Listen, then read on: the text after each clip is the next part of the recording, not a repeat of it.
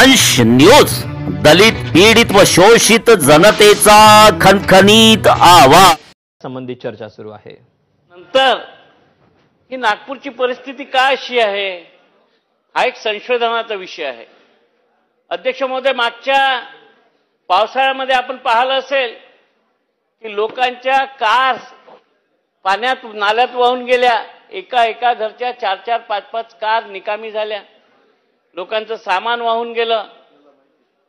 आणि तुम्हाला माहित आहे, तुम्ही तिथलेच रहिवासी आहात, तुम्ही पाहिलेलं आहे, तुमची कार डुबली होती, तुमच्याही तिथे राटे कॉलनीमध्ये पाणी गेलं। मला वाटतं की जर आपण एवढ्या 1 लाख कोटी रुपयाचे दावे करत आहोत की आम्ही 1 लाख कोटी रुपयाचे विकास कामं केली, आता आम्हाला मतं मागायचीच गरज नाही, तसेच लोक देतील।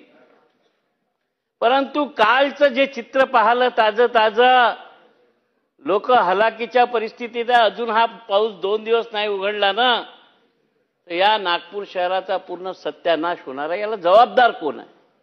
आम्ही लोक तर जबाबदार नाही आहे। 15 वर्ष महानगरपालिका, केंद्रीय मंत्री, सगळे मंत्री, आणि अशा परिस्थितीत या नागपूर शहरातील लोकांना न्याय कोण देणार आहे? 1 वर्षाआधी ज्या लोकांचं नुकसान झालं, म्हणजे 25-25 वर्ष मेहनत करून जी मालमत्ता जमवली ती पाण्यात वाहून गेली, त्याचा मोबदला सरकारने दिलाच नाही। 10,000 रुपये तो गाळ साफ करायलाच लागतो त्यांच्या घरचा। आणि आता हे पुन्हा नवीन संकट, त्याचं उत्तर शासनाजवळ काय आहे? मागचा पावसाळा झाल्यानंतर आम्ही नाग नदी, पिली नदी, पोरा नदी या नद्यांचं रुंदीकरण करणं, याची सफाई करणं, यासाठी राज्य शासनानं पैसे दिले। 1 वर्षात काय काम केलं? जर 1 वर्षात हे काम झालं असतं अध्यक्ष महोदय, तर काल परवा ही स्थिती नसती आली। आणि आता समोर काय होणार आहे? पावसाळा अजून बाकी आहे। नागपूर शहरात आताच 8 दिवस झाले पाऊस सुरू झाला।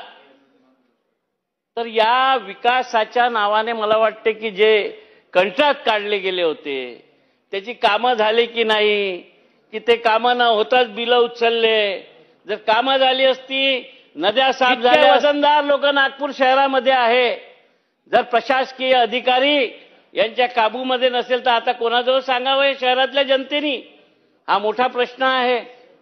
आणि म्हणून मला माझी शासनाला विनंती आहे की मागच्या वर्षी आपण किती पैसे दिले, त्याची काय कामं झाली, याचं ऑडिट करावं। आणि या वर्षी ही परिस्थिती का आली? कारण की मागच्या वर्षी या सभागृहात चर्चा झाली असताना या पावसाळ्यामध्ये अशी परिस्थिती येणार नाही अशी ग्वाही देण्यात आली होती। परंतु परिस्थिती तशीच आहे, जनता पाहून झाली आहे। म्हणजे मला नाही, शहरातल्या सगळ्याच आमदारांना लोक झोपून देऊन झाले आहे। हे कृष्णाभाऊ बसले यांच्या एरियात खूप पाणीच पाणी आहे, टीव्हीवर पाहून झालो मी। तर ही परिस्थिती का आली? जर आम्ही विकासाची कामं करत आहात तर मग हे काम का बरं झालं नाही? अध्यक्ष महोदय, महानगरपालिका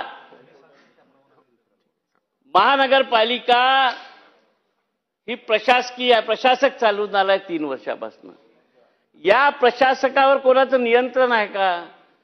हे तर झालं पावसाची स्थिती।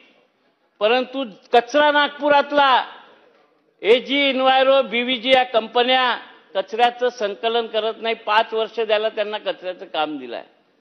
मला माहित आहे की गडकरी साहेब, फडणवीस साहेब, सगळे आमदार लोक मीटिंग झाली, तिथे आयुक्तांना सांगितलं की यांचा कंत्राट रिन्यू करू नये, पण माहित नाही, त्याला काढतच नाही। अजून कुठून वरून आशीर्वाद आहे का त्याला? तर त्या कचऱ्यामुळे त्याची अनियमितता सगळ्या नगरसेवकांनी पकडली तिथल्या। त्या कचऱ्यामुळे रोगांचे प्रमाण वाढलेले आहे।